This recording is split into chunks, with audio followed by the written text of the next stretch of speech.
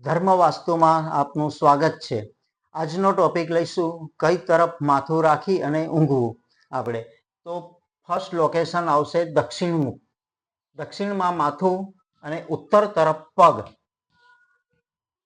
બરાબર। અને second location આવશે પશ્ચિમમાં માથું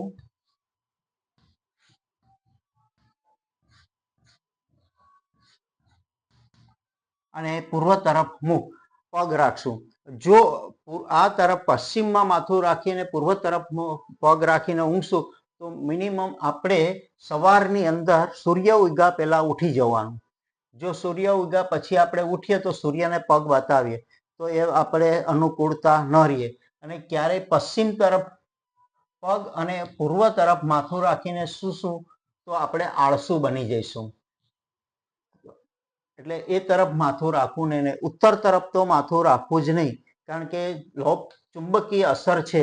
એટલે જો ઉત્તર તરફ માથું રાખીને આપણે ઊંઘશું તો આપણી તબિયત ધીરે ધીરે બગડશે, આપણને સપના આવશે, વિચારો આવશે અને ધીરે ધીરે આપણી તબિયતની અંદર ખરાબી થતી જશે। એટલે દક્ષિણ તરફ માથું રાખીને ઊંઘવાથી આપણી પ્રગતિ થશે અને આપણે અનુકૂળતા રહેશે।